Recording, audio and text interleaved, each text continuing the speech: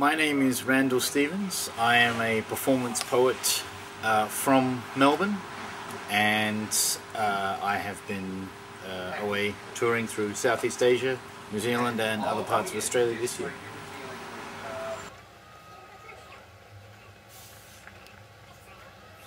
Performance poetry seems to be poetry that has some emphasis on how it is presented, audibly, orally. So I tend to act out words, lines from the poem to give it emphasis and make it kind of easy to follow and pay attention to.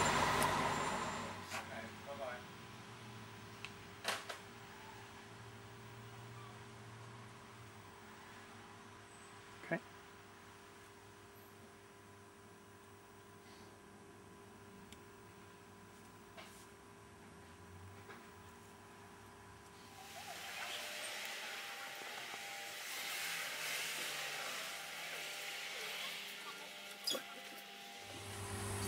Yeah, touring has become a huge part of kind of how I spend each year.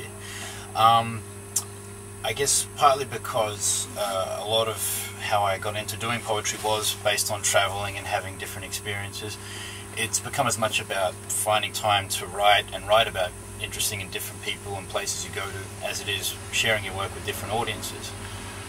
Where I'm from in Melbourne is a great place to be a poet, and there's lots of opportunities there, but it is also a fairly small and contained community, and I always like the chance to perform in front of different audiences, and it helps you improve your craft if you're getting those kind of cold start reactions. This year I've toured in New Zealand for 2 months, and I was at the Singapore Emerging Writers Festival, the Lit Up Festival. So I've been doing workshops with young people in schools and as a judge for the finals of their Youth Slam, and just going around doing presentations and lectures on poetry. And I've also been through Malaysia, so in Kuala Lumpur doing the same sort of thing.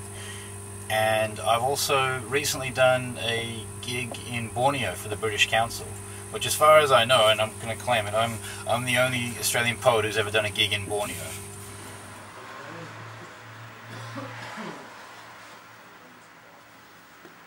So yeah, the creative process. There's no one simple answer, but generally it's a mixture of all these elements. That is, you're making time, really carving out time to sit down and write, which is really difficult when you're traveling sometimes, because you just want to get out there and go sightseeing and hang out with people.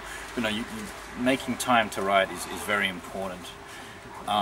And also editing and refining your work. I think this is one thing, if I could give a bit of advice to young poets, that would be, when you write something you think you're awesome, and you are, but leave it a little while and come back to it a day later, a week later, even an hour later, and it will change. And a lot of what I write about tends to be traveling to different places, disastrous dates and abortive relationships I have with women, and getting cranky about all the above. And that I tend to like poetry that has not necessarily taking itself too seriously, having a bit of a sense of humor and a sense of fun.